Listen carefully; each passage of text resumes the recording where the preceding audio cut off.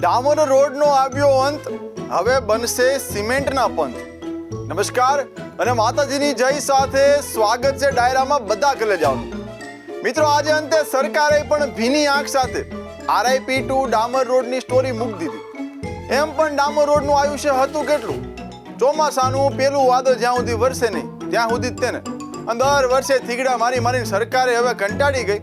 દર વર્ષે વરસાદ આવે, રોડ તૂટે, સરકાર થીગડા મારે અને જનતા કમર પકડીને ઘરે જાય. આ બધું હાલતું હતું. એટલે આખરે હવે સરકારે સ્વીકાર લીધું કે રોડ નથી તૂટતા, હવે અમારી ધીરજ તૂટી છે અને આજથી ડામર રોડ બંધ.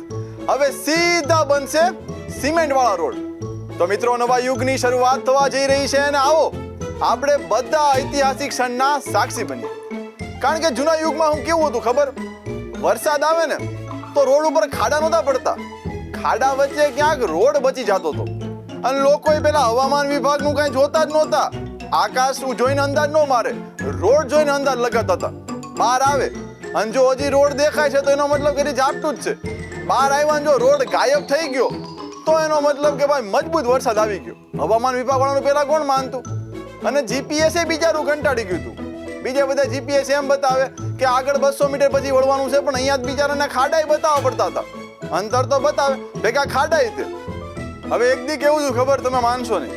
મારે જવાનું તો ખાલી 2 થી 3 કિલોમીટર આગું, પણ જગ્યા ખબર નહોતી, જગ્યા સુધીનો રસ્તો ખબર નહોતો. એટલે આંધ્રાની એકાક મેં નાખ્યું GPSમાં. આ GPS મને 30 મિનિટ બતાવી. એટલે મારો મગજ ચલી ગયો કે આ GPS બધું ખોટું છે.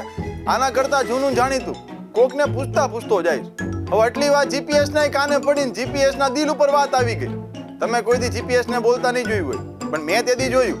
બરોબર, મેં એની તેથી અંદરની વાત સાંભળી લીધી. મને કીધું, કવિરાજ સભ્યતાઓ સોમાનની વાતમાં સમાધાન પસંદ નથી. GPS કીધું કઈ ખોટો નથી, પણ તમે જે રસ્તો નાખ્યો રસ્તામાં ખાડા કેટલા એ તમને ખબર હે? મેં કીધું, એલા બાપા એ કઈ ખબર નહીં. તો બસ એ ખાડાને ગણતરી કરીને મેં તમને સમય આપ્યો છે. અને પછી રસ્તા ઉપર ગયો એટલે ખબર પડી કે ભાઈ એટલા ખાડા કે વાત જ ન પૂછો. આવા રોડ હતા. એ સમયમાં માણસ ઘરે બિચારો કામ કરીને આવે ને તો ઘરવાળા એમ પૂછે, બેટા કામથી થાકી ગયો છે ને? તો કે ના બાપા ના, કામથી કોણ થાકે?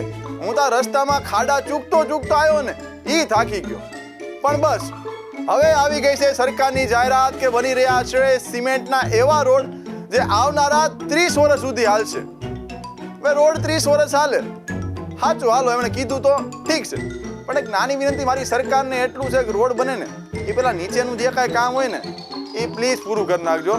ઓલું રોડ તો 30 વર્ષ હાલશે તે તમે કીધું એટલે, પણ રોડ બની જાય પછી તમને યાદ આવે કે પાણીની લાઈન, પેલા ગેસની લાઈન, આ ફાઈબર, ગટર, અને છેલ્લે યાદ આવે કે એ વીજળીનો કેબલ તો રહી ગયો.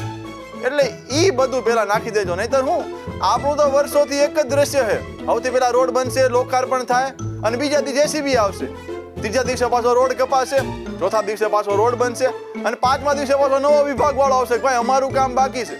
બરોબર છે, પાછો રોડ કપાશે, પાછો રોડ બનશે, પાછો નવો વિભાગ આવશે. એટલે રોડ ને એમ લાગે કે મને બનાવે કે જનતાને. બરોબર છે, સિમેન્ટના રોડ તો બનશે પણ ગુણવત્તા વાળા બને ને એ જરૂરી છે. બરોબર છે. હવે આ બધામાં સૌથી વધારે દુઃખી કોણ થાય ખબર? કોન્ટ્રાક્ટર. ઓલું તો 2-4 મહિનામાં એકાદો રોડ તૂટતો જ તો, એટલે એમને હું કામ મળી રહેતા હતા. અને સરકાર ઓલા સમારકામ કરવાના પૈસા આપે તેમાં કટકી કરવા મળતું હતું. હવે બિચારું એમને ઈ નહીં થયા સિમેન્ટ રોડ બિનાતો, એમના પેટ ઉપર પાટું આવી ગયું ને એવું થયું. પણ અંતે સરકારનો નિર્ણય સારો છે.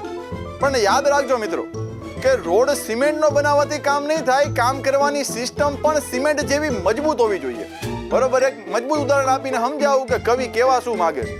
હવે આ વાતમાં એને ગોંડલના રાજાની યાદ કરીએ આપણે કે ગોંડલ રાજ્યમાં એક નિયમ હતો કે પહેલા જમીનનું નીચેનું બધું કામ પૂરું કરવાનું, પછી રોડ બનાવવાનો, અને પછી વર્ષો સુધી કોઈને રોડ ખોદવાની મંજૂરી જ નહીં આપવાની. એટલે આજ પણ ગોંડલના ઘણા જૂના રસ્તાઓના લોકો ઉદાહરણ આપે છે. તો આપણી સરકારને આમાંથી 2 વાત શીખવાની કે કામ એક જ વાર કરો પણ પૂરેપૂરું કરો, અને બીજી વાત કે એક વિભાગ રોડ બનાવે અને બીજો વિભાગ બીજા દિવસે ખોદે, એ બધું બંધ કરો. બાકી 30 વર્ષ તો આખું, નવા રોડ 30 દિવસમાં જ ઓપરેશન થિયેટરમાં હોય છે. તો હાલો મિત્રો, મને આશા છે કે વરસાદના સમાચાર આવશે, પણ હવે ઈ સમાચાર નહીં આવે કે રોડમાં ભૂવો પડ્યો.